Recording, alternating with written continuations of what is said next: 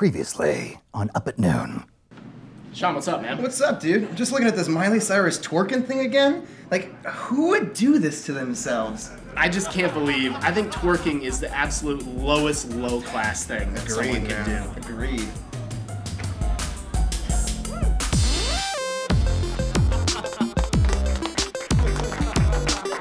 What's up, everybody? Welcome to Up at Noon, perverts. Some of you have been saying I look slimmer in these videos. Well, now you know my workout, or should I say twerkout secrets. Ready for a show that'll hit you right in the feelings? Good.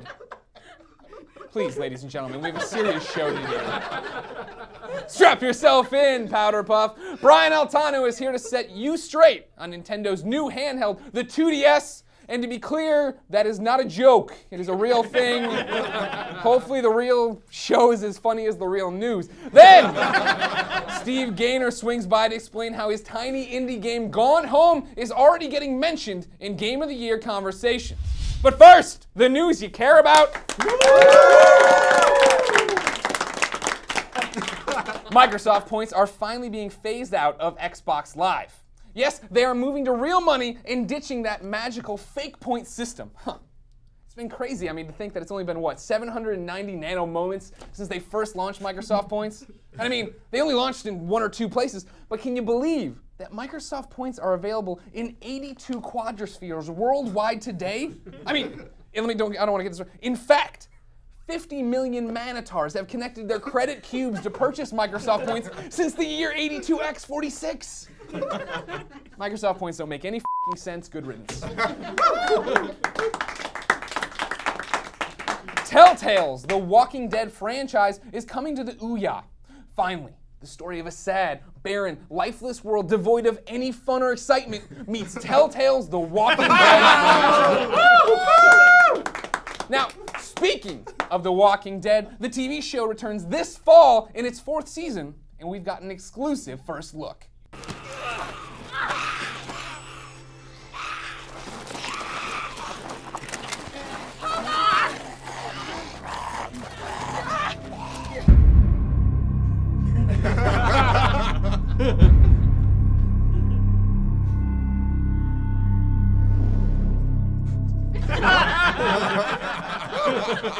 Oh, I'm sorry, spoiler warning for that. GameStop has confirmed that its store managers will receive a free Xbox One and PlayStation 4 with 7 launch games at launch.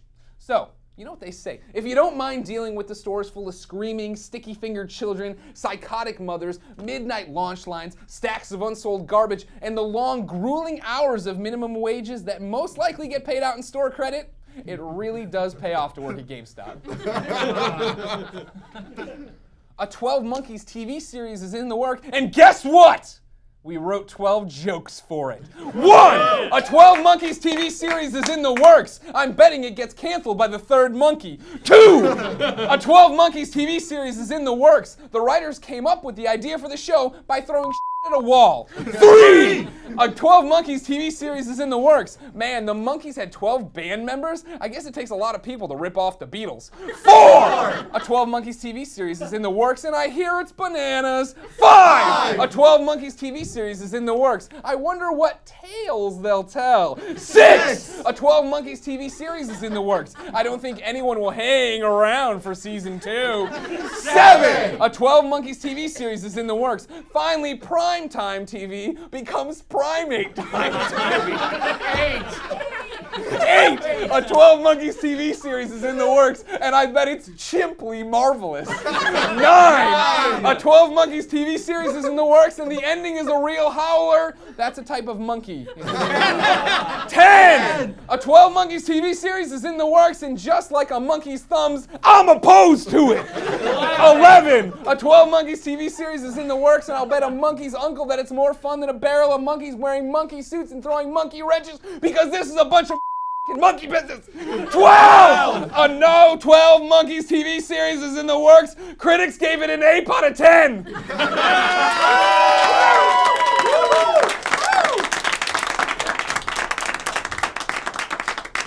Ben Affleck has been cast as Batman in the Batman vs. Superman movie. Yeah. Thank you. I I don't think it's a big deal either, but people across the internet are severely pissed off about it. People like Up at Noon producer Nick Scarpina. Nick is so angry that we're going to debate this hot issue right here at the desk. Are you ready?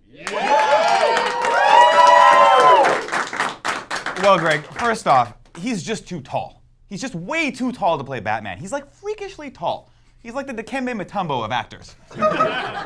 Not in my house, Greg. So the debate is going to start with too tall. Ben Affleck is like 6'4", Greg. Everybody knows that Batman has to be played by someone 6'2" or below. Okay. I mean, second, his hair is way too perfect. It's too good. It's like the Rolls Royce of haircuts. Too perfect. I mean, like Henry Cavill's hair is enough to make a girl swoon, but Ben Affleck's hairline is on another planet.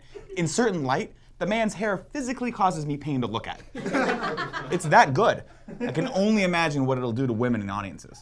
The debate, thank you. The debate this is not where I thought this was going when we started up. I mean, like Daredevil you could talk about. Third, he's too good at playing a handsome, cocky, boyishly charming womanizer. Playing Bruce Wayne is going to come way too easy for him.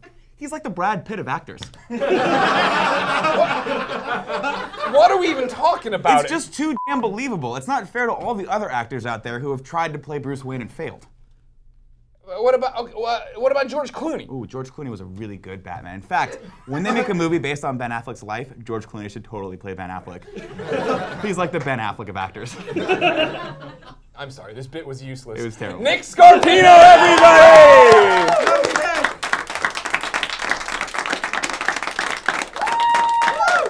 The show can only go up. Thank you, Nick. I'm just glad Ben Affleck isn't doing any more movies with J-Lo. She was mean. And finally, Nintendo has announced the newest handheld in the Nintendo 3DS line, the Nintendo 2DS. It's tablet-shaped, $130, and ditches the 3D. To make some sense of all this, here's Nintendo's lead market research analyst, Brian Altano. Brian! Thanks, Greg. We are gonna be rich as I'm sure. Brian, the Nintendo 3DS, it's been, the best-selling system the last 3 months. But why ditch the 3D and go back to 2D? It seems backwards. Greg, you are missing the whole point. The 3DS outsold the Vita, right? Yes, that's correct. So I'm glad you checked on those numbers. The 2DS will outsell the Vita, right?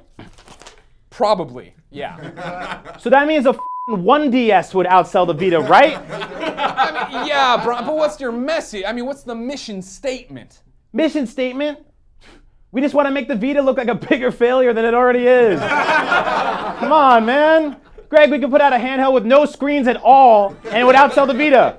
No screens at all. Just a bunch of buttons and a speaker. Still outselling the Vita. Kids are like, I can't even see it, but it sounds fun. Suck it, Vita. Oh, now, Brian, that was too far. You're just being mean.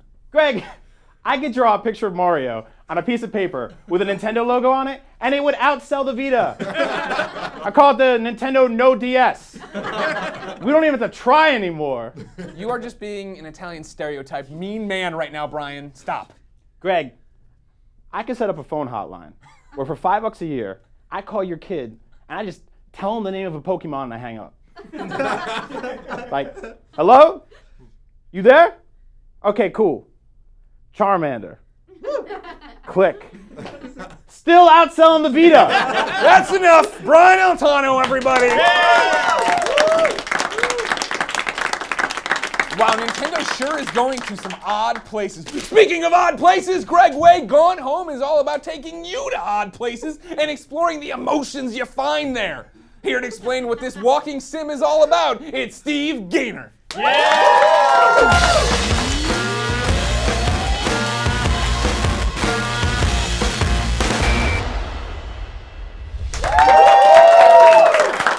As I live and breathe. Steve Gaynor, how are you, sir? Good. You're here to talk about this Gone Home game. I am. Thanks for having me. Thank you for coming.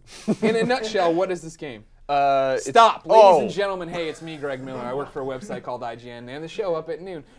If you've ever trusted me about anything, it's probably chicken wings. But I'm telling you to trust me on this and stop the show if you haven't watched Gone Home. We keep the interviews spoiler-free for the most part, minus that one time with Courtney Draper about Bioshock Infinite. Sorry, but. You know, we're gonna get a little bit into this. What you should do with Gone Home is pause the thing right now, go to Steam and buy the game. I'm telling you to buy the game. The game is excellent. Go buy the game and play the game, all right? That way you can watch this and not get all pissy, because I went in not knowing anything, and that made it a million times better. So do that, okay? Thanks. Steve, how hard is it to market a game you don't want to talk about? I want to talk about it. Nobody else does. That's the problem. Yeah. I'm like, Greg, can you please sell our game to people? And you're like, no. I will tell them to buy it, but not why, or give them any reason to do so. Right, the reviews have been in. They've been stellar. That is 9.5 from IGN. I believe Polygon a 10. Yeah, right no, there. we've been really happy about it. All for across sure. the board like that, but the reviews are all pretty much start with, stop reading this review. Yeah, there's been a lot of reviewers saying, I'm about to do hard work writing a review. Please do not read it, whatever you do. And we take that as a huge compliment, because it means that people played it and they were like, if I had gone in knowing anything about this game, it would have lessened the impact. I want people to have that experience I had. So, like, it's really cool to see that, you know, in reviews. So, from a base level, Yeah. what is the game about? So the game takes place in 1995. Beautiful year. A classic year. Classic year. And you are a college student who comes home from a year abroad, and you show up at your family's house. You expect your family to be there, and nobody's there. So it's this game about exploring the house. It's like a first-person game. You explore the house. You go through all the drawers and cabinets, and you're looking for notes and clues, trying to figure out where your family went, what happened here in the year that you were gone. And so it's like, it's a game, there's not, you know, combat, there's not guys that are gonna jump out and start shooting at you, there's not crazy puzzles like Myst or anything. Yeah. It's all about exploring this place and like this really interactive environment and finding the story that's in it. Not many games are doing that. Yeah. How did this start for you guys? Because you say, you know, it's not like Myst or people jumping out and shooting you, but it is a dark and stormy night and thunderclaps and some occult stuff going on inside of this house. It's a bit of a spooky house. Yeah.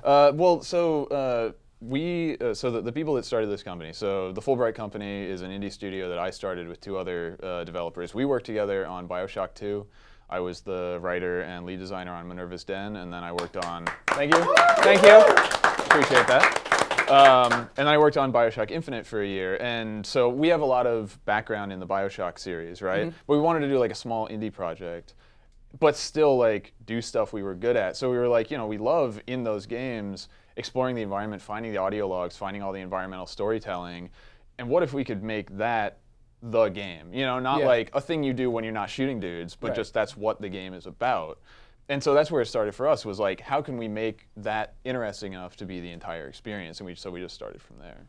So, I mean, when you started this game in the company, I guess, for that matter, was there ever, we're going to sell this, we're going to get this, you know, 2K to publish this, or anybody, EA, anybody, that you were going to try to get a publisher behind you to put this out, and then how would you sell that to them? Yeah, I mean, that's the thing, is like, we believed in the game, right? Like, we knew the game that we wanted to make, but we didn't even want to do like a Kickstarter. You know, we didn't want to do it in a way that we had to go to somebody and say like, so here's this idea. You just walk around a house and look at things. Give us money. You know, because like what we felt like was we had to make it and put it in front of people and have, you know, reviewers play it and actually understand why it's good and then get the word out from there. Because like on the surface, it all comes down to execution, right? Like, because the basic idea is very, very kind of straightforward. And hopefully what is interesting about Gone Home is like what story we're telling and what's in the house and what you discover, and not just the basic fact of, well, what you do is you walk around and you read stuff, you know? It's like about what you're finding and the pieces you're putting together in your head while you do that. So for you then, I mean, you talked about you guys wanted to make this game that was story-driven, you walk around and find this story. At what point, or was there always the thing, oh, let's make it kind of creepy. Let's make it, you know, let's scare the hell out of people. Yeah, you were Scared. shitting yourself at some point. Yeah, oh yeah, like there is a legit part in that game where I'm like, man, everything's going so well, I'm enjoying the story, blah, blah. And I went into a room and it was just, oh shit. Like I was alone with headphones on in my house and I yelled, oh shit. Because like things turned, I thought. And you know, you like playing with my emotions. Sure, yeah, and no spoilers, but yeah, there's we do kind of go back and forth on, we start it with, you know, yeah, it's dark and stormy night. It's this big kind of like creaky old mansion, and you're just alone there, and you know, okay, rationally, there's not going to be zombies here or whatever, but still just being in an empty house like that in the middle of the night is just creepy. Yeah. And then maybe you get used to it, And then we try to put some stuff in there that throws you off balance a little bit, just kind of keep you guessing about like, yeah, what kind of game is this, right? Because we start out with this feeling of tension and unease, and you're kind of like, something's not right here, right? And so we wanted to just keep switching it up to keep you on your toes and keep guessing like, how's this going to end? Instead of just getting so comfortable that you're just kind of wandering around, you know, you're not as like invested in what's going to happen. Because the game's about solving a mystery, right? Yeah. So what we wanted to do with that atmosphere is make you really feel like, okay, I've got to find out what happened here, because there's something that's going on, and it's not just like your normal everyday, you know, return from a vacation. You know what I mean? It's a little scarier. It scared Greg Miller a little bit more than just coming home from a trip. There's a lot of tension going on there. And Yeah. It's interesting that there's so much tension without ever like seeing the guy with the axe or a knife or anything like that. Right, and No that's not splicer. right. Yeah, and that's not a spoiler. You know, we're straight No. up. We say up front like, okay, not an axe murder. Yeah. There's not a ghost. There's not a zombie or anything. But we're just playing with the expectations that you have, like in your real life. You know, you hear a noise in your house in the middle of the night, you go into your living room. Get him, Portillo. It's dark, and you're just like, you know it's just your living room, right? Yeah. But you're still freaked out by it, right? So we're happy that we could kind of convey that in the game without having to have crazy monsters or whatever. So then you're a 4-person team who worked on this game. Yep. For the most part. Yep. How do the responsibilities break down for that? Is there somebody who's just, you know, programming and then somebody else who's making a story, or is everybody in that together? Yeah. There's the thing about like, you know, when you work in a really big studio, there's departments, you know, and you'll have like a bunch of programmers, a bunch of animators and everything. But in something like Gone Home, it's sort of like everybody has one responsibility, you know. So we have one programmer. Our programmer Yonaman programmed everything in the game, and like Carla did our 2D art, and Kate did our 3D art, you know. And so like everybody has a specialization. They can feel like they The hell are you owned. I was just sitting there being like, "Good job, everybody." So I was the writer, and I did the level design. So I like laid everything out because I was the level designer on the BioShock stuff and writer on Minerva's Den. And so yeah, we each kind of had a part of the game that we owned. And we collaborated a lot, you know. But it was cool to be able to say like, okay, you're responsible for this whole part of the experience, and to have that come together with just a team of 4 people. So then, without spoiling things, you're writing the story, and Katie is basically living through the house and figuring out what's going on by finding notes and trinkets for the main story from her sister Sam, who's not in this house, along with her mom and dad aren't there either. Yeah. How did you write Sam's story? It's the coming of age of this teenage girl. Yeah. What did you give me your experiences on that? How did you go interview a lot of teens? You hang out by the park in your van? Who talks? Who wants to make a video game, kids? Yeah, no, I mean the thing is like, yeah, the main character of the story is Sam, is the player character's like little sister, right? Yeah. And yeah, it's a female perspective, but a lot of the core of that story was just about the teenage experience of like being in high school and like being in love for the first time and wondering like, does this person like me or not, and being unsure, and like meeting a new friend who introduces you to like music you've never heard before and all that kind of stuff. That came from my own experience and probably anybody's experience of being that age. And then yeah, like, I mean, I did do research. I talked to people that I knew, you know, like interviewed people before we started talking about their experiences growing up, to get kind of those specifics of, okay, there's a universal experience of here's the feelings that you have and kind of the events you go through when you're that age, and here's the touchstones of an individual's experience that isn't exactly like mine, right? So it's kind of a mix of the things that you were pointing at. Gotcha. Okay. So now, when you're making this, did you have an idea it was going to be something super special?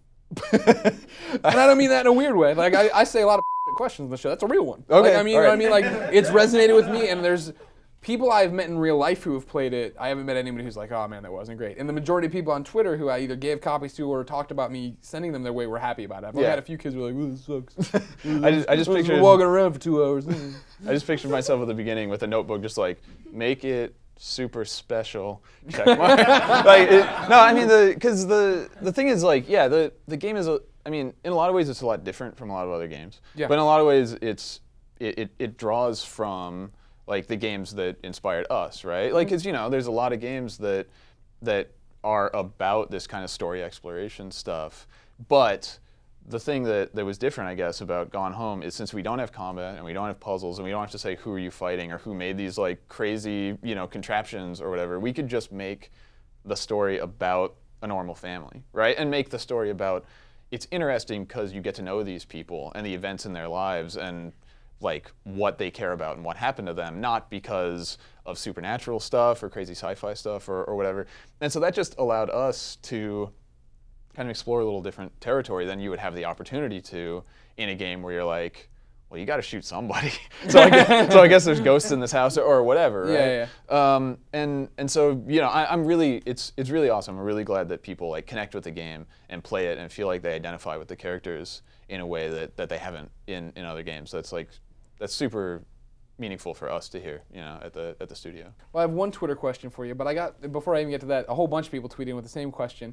We all know, we're all friends here, right? PC gaming sucks. Everybody hates it. Whoa, buddy. What about? Hey there, pal.